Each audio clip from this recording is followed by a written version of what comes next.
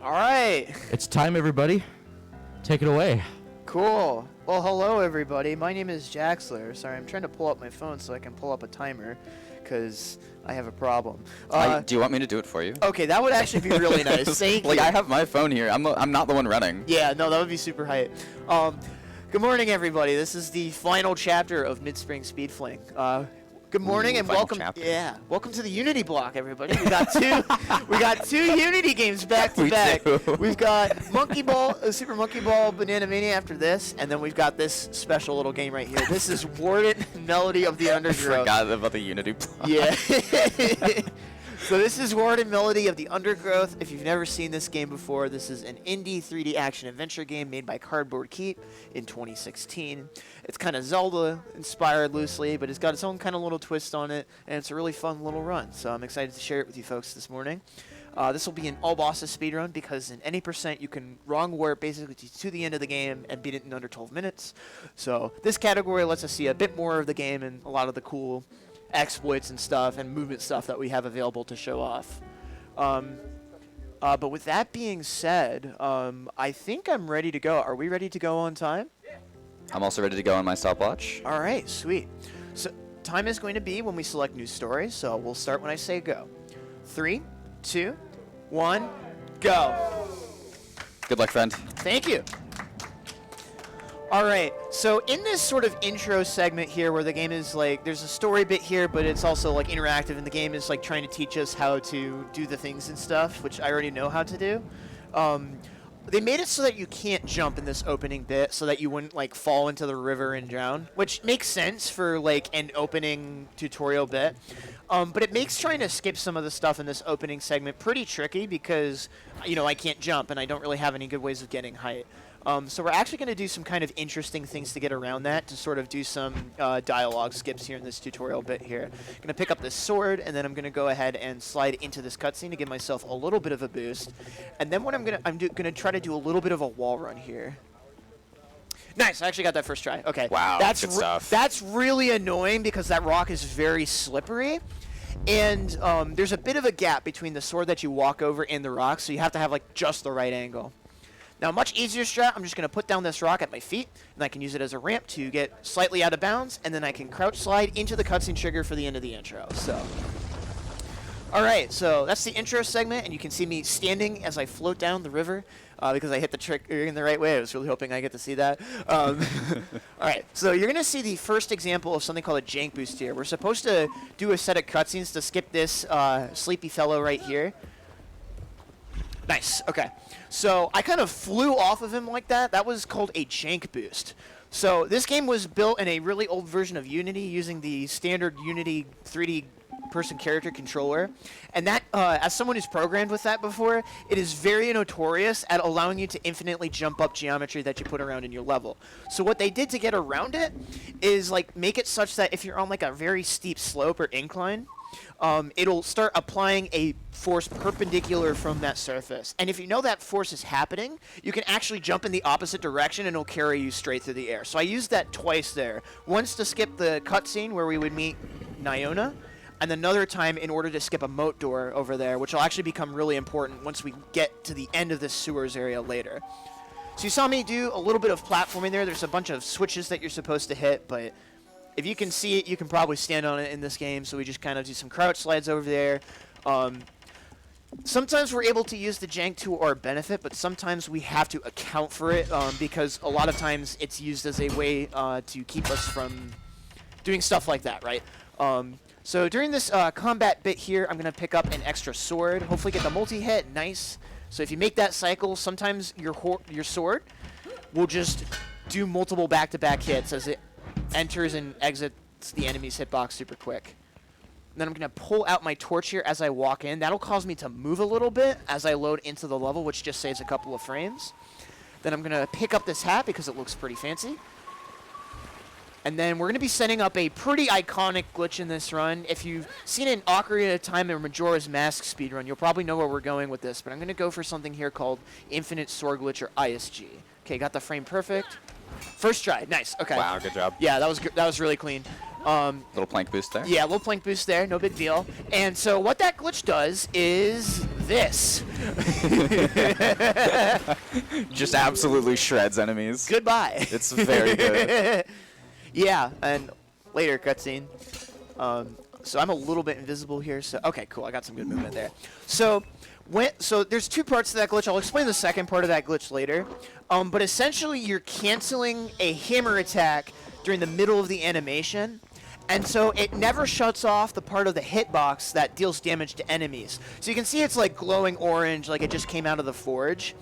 And it will, as you see, let me do a lot of damage. Now going on into the next segment, when I slid through that rock and just kind of vaporized it, I actually slid into the loading zone to activate a glitch state known as crouch storage, where I'm running around, but the game still thinks I have a crouching hitbox, so I'm really, really short. About basically waist height on this character model. And I'm going to use that state in order to squeeze in a little gap on this tree so I can jump over this door and make my way to the forest early. You're normally supposed to go into the Polto village and do a bunch of cutscenes and a bunch of gameplay and stuff, but don't worry about it. I'm all good. So yeah, we're actually running back through where the intro segment was. This game's kind of has an interesting take on sort of the Zelda dungeon-y formula. There's actually like 3 major dungeon areas, and you can do them in any order that you want to. We're going to do the forest area first, though. So I'm going to start it with an out of bounds. Nice for Nice, strike. that is huge to get first try. Yeah, that's really, really annoying. Because a lot of times with any of these like jumps that let me get out of bounds, I'm fighting against the force of jank in a lot of situations. So what you'll see me do is I'll actually, as soon as I land, revert the stick to a neutral position, because the degree to which the force is applied is dependent on the angle of your control stick.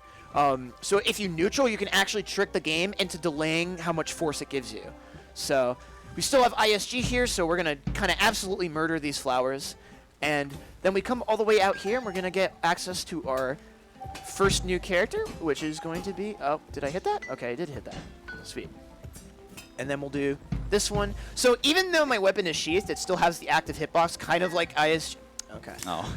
Kind of like ISG in the Zelda games. It's still active, even when you don't have a weapon equipped. And there's a couple of things that can cancel it, such as taking damage while you have the weapon equipped and so on, but that little death right there isn't a huge deal. Then we make our way over here, and we get Madeira. So instead of like traditional like dungeon items in this game, and like the typical dungeon structure, you get access to different like characters and abilities. So we start out the game with Tavian, but he doesn't start with his ability unlocked.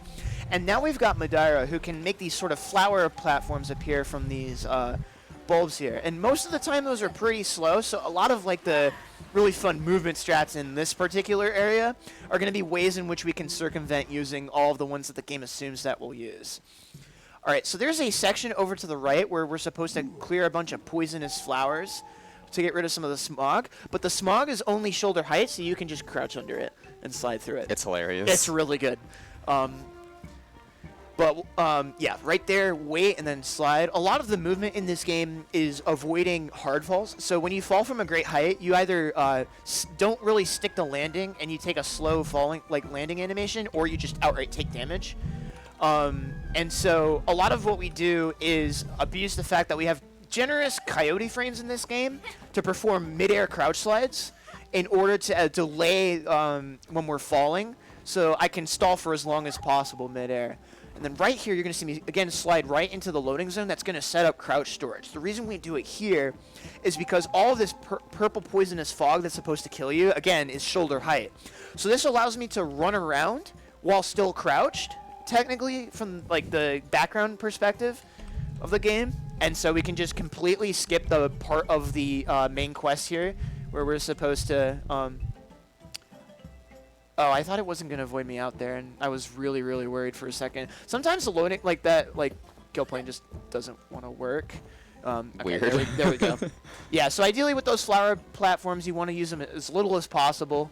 But, you know, there's a little risk and reward there. Also, jump off his head. Yeah, you just jump off that guy's head. Also, Yep. did you went and avoided a kill plane? You like jumped around one earlier, right? Yeah. Yeah, there's like a kill plane. Because once you fall into that void, we use that to reset the checkpoint. You lose crouch storage there. So that's why I had to be a bit careful there and jump around where the hitboxes are. All right, so this is a really fun. This whole like Great Deku Tree area, for lack of a better term, Showering Trunk, has a lot of fun movement. There's some cool wall slides you can do right there, and then take a big leap of faith right there. Again, the name of the game is avoiding having to like use those flower petal platforms at all. And then this is one of my favorite rooms right here because we saw one in the sewers, but we're going to be seeing a lot of plank boosts here this to is skip so some sick. puzzles. This is so sick. Yeah! Yes, first try. Nice. That's the harder one. Let's see if I can get the extension on this one, though. 1, 2, nice. Wow. Yeah, so we're actually going to switch to Tavian here because he has the hammer, and I'm actually going to set up ISG again. One of the conditions that can actually cancel the glitched state is swapping characters, and we have to swap characters at some point just so we can progress. So I actually swap back to Tavian there. Because he's going to absolutely shred through a couple of enemies here coming up. So yeah. So we don't. All of the weapons like have like durability, but when you use this glitch, it doesn't remove weapon durability at all. It's really great. Oh, that's hilarious. Goodbye, and he's gonna freeze in place. And then I'm gonna swap back to characters because we need to fight this next box with Madeira. So just go ahead and swap back so I can put my helmet back on. If I didn't, I would lose my helmet, and it looks pretty stylish. It's not okay. You Yeah, gotta have style. Gotta have style when we're doing the speed run here. So yeah, now we're just making our way into the first boss of the run. So 8 minutes in, already pretty much the first way through the dungeon. Oh, that was really funky looking. That was weird. Yeah, so we're gonna slide into that sword. I didn't really mention it before, but if you slide when picking up an item, it just cancels the weapon pickup animation. So this is Grivana, the mud monster, queen of the hive, even though I don't really know how there's a hive at all. So this boss has 2 attacks for the most part, and we got the good one. Nice. Yes. So there's 2 attacks. You either get a sweep or a smack. We want the smack because only a smack lets us deal damage like this. So that's the first phase. It's a 50-50 coin flip. Ideally, we never see the sweep. So we're 1 for 3 so far, so that's actually pretty good luck so far. My practice all this weekend has been like 7 or 8 misses on the 50-50.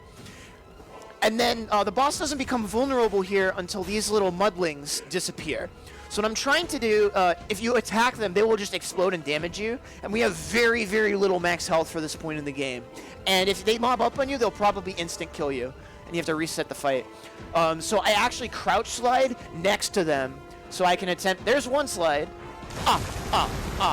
But yeah, I sort of crouch slide out of the way of them in order to make sure I don't take too much damage. 2, 3, So that's 3 50-50 rolls in a row I just missed, but... Alright, 3's not terrible. Yeah, this boss is just like that. Yeah. Yeah, it sucked for a while because before new strats got found because my old PB had perfect luck in this boss. But luckily now I have a 2-sweep fight in my PB, so not the worst in the world. Yeah, so I need to be very careful in this segment here because there's even more of them now. And they are very, very cranky. But while we're in here right now, this would be a good time for any messages you'd like to read, Bash. I was about to ask. Go for it. So we have $10 from Bash Prime, who says, "I'm Bash." Let's go, Bash. Let's go, We Bash. also have $15 from Flower Boy, who says, "Good luck on the Jaxler. Jaxler and Helix are some of my favorite streamers, and it's always fun watching them at events. Y'all are amazing." Smiley face. Oh, thank you, Flower Boy. And just in case anyone is unaware, we have several bid wars and incentives going into the finale of this event. We have a couple of Monkey Ball bid wars. Of course, we have a Warden Melody of the Undergrowth bid war, where you can choose which final boss Jaxler encounters or Yeah. contests with. You can choose either the Emperor or is it Niona or Niona? Either one works. So about how much time do we have until you need that result for the bid war, by the way? Not until the end of the run, so you'll have plenty of time to get your donations in for that. So if you want to sneak in a Niona fight, I would do it now if I were you. Yeah. Yeah, so we actually got a 3-swipe Niona, which is actually pretty good luck. Every swipe costs you about 5 seconds, so only losing 15 to that fight in a no reset marathon setting is really, really good. Not Iona. Oh, sorry, Gravana. Yeah. Got me mixed up there. All right, so now because we never did all the cutscene stuff we're supposed to, all the gates to the other dungeons are also locked. Oh, that's really unfortunate. There's a backup. Don't worry about it. So I'm going into here because in order to do the backup, I need to reset crouch storage. I was a little bit early on my slide. That's a new strat I've been kind of going for. But you get to see a cool backup that you would only really see in all collectibles. So that's pretty rad. So let me just... So I have crouch storage, and you can just fit in between these tiles. And now we're back up to where we were. There we go. Nice. So that just gets us on top of these roofs over here, and then the door to the next area is just right over there. So 1 crouch slide, 2 crouch slides, land in the loading zone, and we're good to go. Not a super hard strat. The easier way is to jump, but I figured out you can actually make a crouch slide over there, so I've been doing that because it looks way cooler. I saw Jaxler in practice overshoot the loading zone and land behind it. Yeah, it's really annoying. Yeah, so we're kind of going into a another one of sort of the dungeon areas. We're going into the buried cavern next. This is where a lot of the movement fundamentals kind of come into place. So every time you see me sprint, I actually have to press down L3 on my controller. Oh, that's annoying. Which is kind of annoying, but it makes it so that you have to really stay focused and time all of your sprint presses. But it's auto sprint, which is pretty nice. So once you have it going, you're pretty much set until you land on the ground again.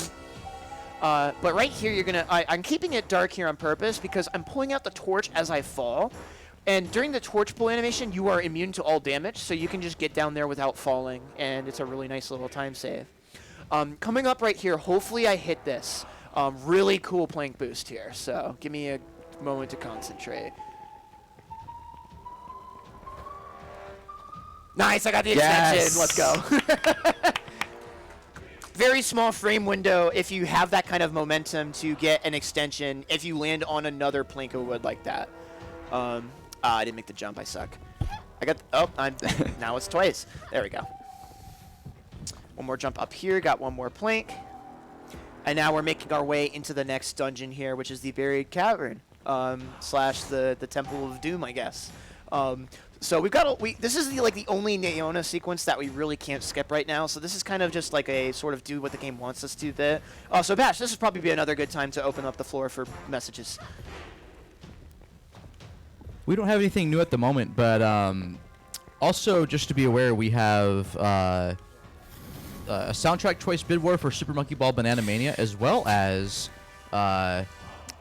choose the character that Helix will use for the run. And you have a variety of options for the character, and then you can choose between the new or original soundtrack for the game. Yeah, there are 18 characters in that game, so have fun. In addition, there is a Dark Banana Mode bonus run that Helix will do if we meet the incentive. We are currently at $66 out of $200. And then there is an additional incentive for Mario Kart 8 Deluxe coming after the Monkey Ball run, where Amber will run the DLC bonus tracks from the new booster pack that is progressively being released over the course of this year. And then you can also choose what glider she uses as well as the tire color. Awesome. All right, so we actually kind of fibbed a little bit. The hat wasn't just for style. We're actually going to be using it to perform a massive sequence break. So I'm going to swap characters, which is going to de-equip my hat. And then the hat has a solid hitbox that you can stand on. So the way that this dungeon works is it's split up into a bunch of different wings that eventually all spit you out back in this central hub room, where you have to light each of these different torches in order to open up the different doors. But because we can actually just get up there with this hat now, we can essentially skip the entire dungeon. Yeah, I asked Jaxler how much time this saves, and the answer was basically yes. Yeah. Double-digit minutes. It's so much time. This could work. Oh, that's interesting. Oh, that was really crooked hat. Wow. I got kind of lucky there. Nice. Okay. So we got the hat jumps. Okay. So yeah, this is also where we would get the third character, which is Bit, who's a really cool looking fire friend. Jaxler also has to be careful when he places down that hat because if he does it wrong, it can just sort of fall off. Yeah, or go flying because Unity physics engine. Whenever I say anything Unity related, that's not a slight against this game. It's more of a slight against the Unity engine because it's the Unity engine. But yeah, so we get bit, and that's the boss door. So we that's like the equivalent of skipping a whole dungeon in a Zelda game. So yeah, so now we're going to the temple depths, and we're gonna go fight the boss in this area. So we're already on our second boss out of 4 total, if you include the final boss. Yeah, so we're gonna make our way up here, and then every time you get a character, they don't start with any weapons. So it is crystal smashing time, so I'm going to grab this sword with a crouch slide. And now it's time for everyone's favorite boss. It's the fruitcake monster with teeth. Shaldamaya. This boss is kind of annoying, but like in a speedrun perspective, very, very consistent. This fight is a lot like the first phase of the Bellum fight from Phantom Hourglass, if anyone remembers that, where there's a bunch of these like eyes that you have to hit in order to make the boss vulnerable. So I hit that one right there. All of the eyes are in predetermined positions, and I'm also luring Shaldamaya to be in a specific spot, so I can teleport through Shaldamaya with the first cauldron here. And then Shaldamaya is going to flip me over, and then I pull out the torch at the correct moment in order to negate fall damage there. It's actually very difficult to do this casually damageless, because a lot of times the fall damage will just own your life. Oh, collision had physics. Thanks, game. Usually it just like gets pushed out of the way, but okay. So the eyeball saw me there. So there is a way that if you get an eyeball to see you and kill it, you can actually skip some of the phases of these attacks. All right, nice. I got another teleport through the boss there. That's pretty fast. Oh, this might kill me? Whoa. Yeah, that kills me. Yeah, that's literally not even my fault. The problem is the boss was flipping towards the hole at the center of the arena. So there was literally nothing I can do. So that's unfortunate, but hey, know what that means? More time for plugs. It means more fruitcake monster. More fruitcake. More time to plug. Save the music. That is what this event is. I can't English today. I'm so sorry. All good. Yeah, Mystery Spinkling is benefiting Save the Music along with VGM Con, and any donation, no matter how big or small, makes a difference. Thank you to all of you who have donated over $4,000 over the course of this event. If you're concerned that you might not be able to make an impact with some of these bid wars, you could donate like $1 and make Jaxler fight Nyona instead of Emperor. You have the power. Or Emperor instead of Nyona. What if you don't want Hello Kitty to be the character and you want someone like Sonic or Kiryu or literally a Sega Dreamcast? You could do that. I'm partial to Tails, just saying. Oh, okay. If you're from my community, you know which characters I like and don't like, so. If there's time, I do have a donation to read. Go for it. We got $40 from Wojo42. Says, donating to see Helix slide past those dark bananas with the power of creamy 3D graphics. And that's going to take us over halfway to dark banana mode being met. So we're getting there. Keep it up. Thank you so much. Okay. We should live from here, so. Nice torch. Yeah. Put it away though, because cool people don't use torches. Nice. Oh god. Okay, we're good. Yeah, I played it super risky there, but it was, it's the third phase, and I want to get out of here. I'm not a fan of the fruitcake. One of your swords is breaking. I've never seen that symbol before. Oh yeah, this could cause a problem. Let's hope not. I don't know where I get a backup weapon. Oh, no, I do, but... On the last hit. Wow. Thank God. Oh, yeah. Yeah, sometimes that boss will just troll you. That's all good. It's a marathon, so... Yeah, now we're going into there's a bunch of hard stuff throughout the run, but all like the super duper hard stuff is at the end. So I'm really excited to share that stuff with y'all, because we're going into Sunbaked Terrace, which has a lot of skips. It reminds me of a lot of Lanayru Mining Facility from Skyward Sword. It's like, this very mechanical dungeon with a lot of puzzles and stuff. and like a lot of levers and manipulation of non-Newtonian fluids, if you count sand as a non-Newtonian fluid on average. But slide, get it? Whoa! Oh, we saved it. Let's go. Nice save. Oh, that was scary. Yeah, we're going to take a little bit of a different route here. We're using the same setup to get out of bounds, but I'm going to hop up here, do a crouch slide. Nice. This game's moving is so sick. Yeah, so I get the crouch slide. Nice. And I did the crouch slide. You have to do it just late enough. Otherwise, you will get the fall damage animation on that particular deal. You make this game look so easy. Thank you. It's actually like, I think it has a really like low barrier to entry for the run, especially if you start with any percent. Don't start with this category, but like any percent, it's like starting out like a 20-30 minute run, and if you That's get not bad. good, under 12 minutes. Dang. Pretty wild, because you can skip all the bosses by just wrong warping past the gate that opens when you kill all the bosses. So that's rad. All right, so that guy's gonna stab at me and miss every time. It's consistent and it's always funny. And I'm gonna jump up this rock because I don't feel like breaking rock. And make my nice, got the crouch slide at the very least.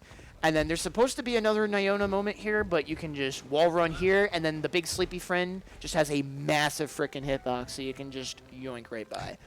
And so this gets us into the water wing early, which is a really big deal. There's like two sort of halves to this dungeon, which is like a water and lava wing. And so we enter from like sort of a side entrance, which is used for some other parts of the dungeon progression. But we can use the crouch slide to get up to this sort of water, like, is it Euclid screw or Newtonian? I don't remember who invented this invention thing. But you can just use it, which is normally a decoration. That was interesting. I'm going to have to go clip that later. So what I'm going to do here is just jump my way up here. Then I'll pick up this sword. I'm not even going to use it for combat. It's just going to let me hit a switch later. I'm not even joking. And so hitting this lever is a crucial flag for getting the dungeon item here. So we have Tavian already, but he gets an upgrade called the Sling, which allows him to sort of hit projectile. Oh, okay. That game's been doing that a lot today. Yeah. So we're going to do a fall damage cancel off of there, and then we're going to light up this campfire. We haven't been seeing a lot of these yet, but they essentially act as a fast travel system, although we can't really use too much of it. Because we skipped so much of the game's story, it like doesn't open up like the main central hub, so we can only really warp locally within a given dungeon. Unless you're doing the any percent run, in which case you can just wrong warp and all of your hopes and dreams will come true. So yeah, so the chef wants us to get the water running, but because we already got the water running by pressing that lever, he opens the door to the cellar so we can go grab the sling. So the sling is a really janky dungeon item. So I'm going to go ahead and hit this instead of doing the normal puzzle, because you just can for some reason. And we're going to go talk to the Master of Lard, and hopefully I won't mash through too much text so I don't accidentally talk to him again, because I've been doing that a lot in practice. Good, nice. I didn't do it. Hardest strat and run. 2. And I pivot here. Nice, there you go. If you go fast enough, you crouch slide under the door as it's opening. Nice, okay. Didn't get too beamed. Those hitboxes on the switches are pretty generous, but you know, you still gotta be a little bit careful. But yeah, so now that we have the dungeon item, we're just gonna completely skip the rest of the dungeon. So we're gonna be, this is like one of my favorite segments just because of like the skips that you get to do here. So yeah, also all of the enemies here aren't really responding because they don't activate until you hit a cutscene trigger by that door over there. I pointed there in real life as if you all could see what I was actually pointing at. But yeah, so we're going to take the fast travel because we're actually going to go back up to the water wing in just a second. But while we're in here, I'm going to set up ISG one more time. And hopefully if I play my cards right, keep it until the very end of the run for when we get to whichever final boss y'all donate for. Gonna swap to the sword here just so I can protect the ISG. If you have the weapon sheathed, it actually will not cancel the ISG effect if you take damage. So we warp back up here, and then you're gonna see me do the same kind of movement strats here where I kind of crouch slide. I didn't quite get the wall run there that I was looking for, but not a huge deal. There's just some crates here. And then I can do an invisible slope jump off of that. By again, I'm doing a lot of neutral jumps there in order to mitigate the effect of the jank TM. But I wasn't supposed to hit that switch. Oh. I autopiloted. That's okay. It doesn't do anything. But for the culture, you know. All right, so this coming up is arguably one of the hardest tricks in the whole run. So I'm going to need a little bit of quiet time here. If I do this right, this will let me skip the entire second half of the dungeon. So give me a second. Ah, jumped a little late. I have to jump at the very end of my coyote time here. That should work. Nice. Second try. That is really hard. You have to have so much height in order to make that work. I broke that. Unfortunate. Second try is still pretty quick. Yeah, yeah. Okay, and now I throw out the sling, which gets us there a little bit faster, and we're going into a very angy boss. This guy is loud. This is Goliath. Warning to listeners, tech staff, you might want to nudge the game audio down a tad for this one. Yeah, like you can hear it. Yeah, I heard the speakers on these headphones crackle out a little bit. Yeah. All right, so this boss has a couple of different attacks, but what you can do is interrupt the attack midway if you snipe one of the two eyes here. And then you're going to start up a run and take a leap of faith, and then wiggle back and forth, 2, 3. And one of the benefits of using ISG in that case is for some reason it lets you move around a little bit faster. Shoot the second shot. Jump. 1, 2, 3, 4. Okay. And now we got one more phase. So we'll see what attack we get. We get this one, which is a little bit slower. Okay, got the snipe still. That's wow, good. nice. Yeah, that's like the hardest. I think that's like the hardest phase to, like, if you get that attack, that's like the hardest one to get the save on for the early snipe. Yeah, that was okay. That was actually a really good. That was really good. That's a clap. Yeah, that boss is like that's probably my favorite boss in the like in the all bosses run. I really like both of the final bosses as well to speedrun. But that one feels really good when you nail it, because like you don't really, there's like a bunch of different attacks that are chosen randomly, but none of them really lose time. You just have to know how to handle every situation you get there, and that I love stuff like that where you have to react on the fly. And no matter what you do, as long as you are able to execute, you get rewarded with time save, which is really sick. All right, so we are making our way into the to the mountain camp now, mountain base. This is the final area of the game. Approximately 20 minutes, or more than 20 minutes, like 20 to 25 minutes ago, we would already be here in the any % run because we can wrong warp. And we're going into this final stage of the run is like all really hard tricks back to back to back. Which also makes this run really brutal in any %. So this is the canyon section. So I'm going to navigate through here without any lights on because it's a bit faster than... Because you don't run at a full sprint while holding the torch, but I'm going to use these motes as a line to know where I'm going. And then go through here, and this is a really hard trick, so give me a second. That's not going to work, so let me give it another shot. Fighting the forces of jank here. Not quite. I have backups if I can't get this trick to work. So not a huge deal, but I want to show it off. I jumped off too early. Come on. The hitboxes here are horrible. That should work. Yeah, there we go. So, not out of the woods yet. One more leap of faith. Nice, we made it. Okay, there we go. Jaxler versus the forces of jank. Yeah. That was so impressive. All right. Luckily, these next couple of segments aren't as bad until we get to the later part of the mountain camp. So again, just jump off his head. I love that. Skip the fight. 1, 2, 3. And then we're going to abuse the fact that these flower petals all have hitboxes when you're standing on them. And so we can use that to completely skip the platforming segment there with Madeira. And the big thing that I'm trying to do is make sure I don't have to swap characters at all for... They have like a bunch of segments where you're supposed to use their abilities and such. And you really don't want to do that because swapping characters makes you lose ISG.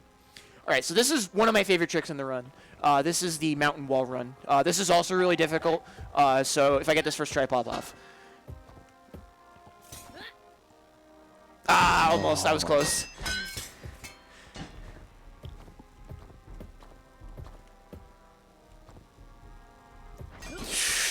Whoa. Almost had it. Yeah, so not only do I have to land on the platform, I also have a ton of jank propelling me in the wrong direction once I land. Third try. Okay, there we go. Yeah, there we go. We saved it. That's one of the coolest looking tricks in the entire game. Yeah.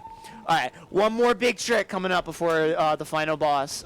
So we got a arena fight skip here, neutral.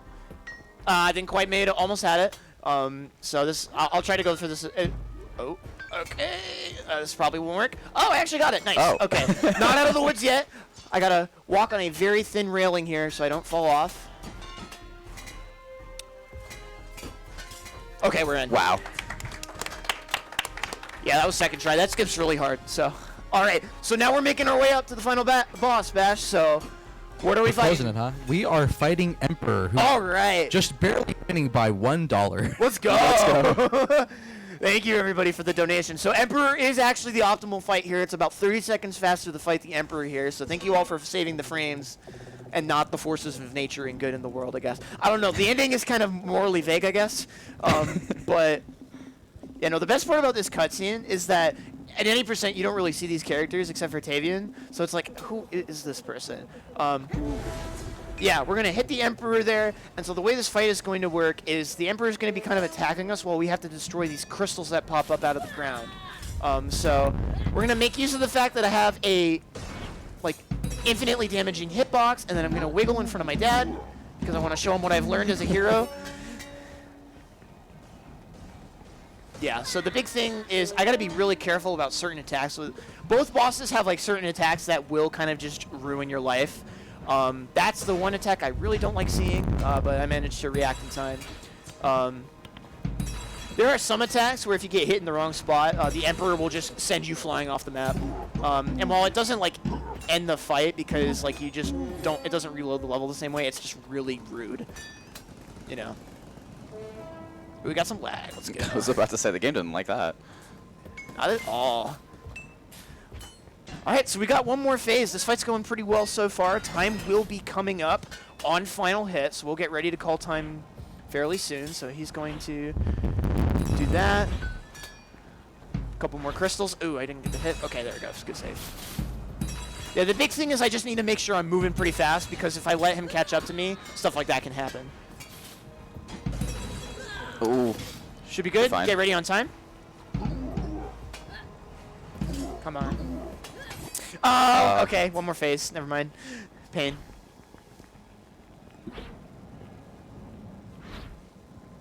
So now we get to dance.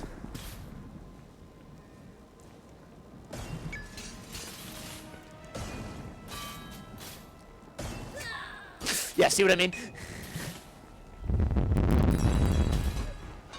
Okay, now get ready on time. Okay, thanks, Ken. This guy's mean today. Sorry, more time for donations. No, probably not. No, not right now, but like more time to get donations in. There you go. Okay, that's a 36. We'll take it. More time to get donations in is Yeah. what I meant. You're extending the marathon. GG. GG's. Yeah, 36. That's all right. It's probably mostly because I got wrecked by the fruitcake monster. But hey, you know, it happens. You're still underestimated by like 4 minutes. Yeah, by like 4 minutes. So catching us up. So yeah, that was all bosses. Thank you so much for having me and letting me GG. play this really weird, obscure Unity game from like 2016. Shoutouts to Author Blues for like showing this game off to a lot of people and convincing people to run it. And shoutouts to Roy Mart for glitch hunting a bunch of stuff and like completely snapping the game in half. Jaxler, where can these wonderful people find you? They can find me at twitch.tv/Jaxler1. And for the occasional oven retweet, they can find me at Jaxler1 on Twitter. But yeah, also shoutouts to Gibby, who did a great job holding down the fort on the couch. But yeah, thanks everybody, and thank you everyone who's here in person as well. We're going to be swapping over to Super Monkey Ball now. Thank you for having me, and enjoy the rest of the event, folks. Peace.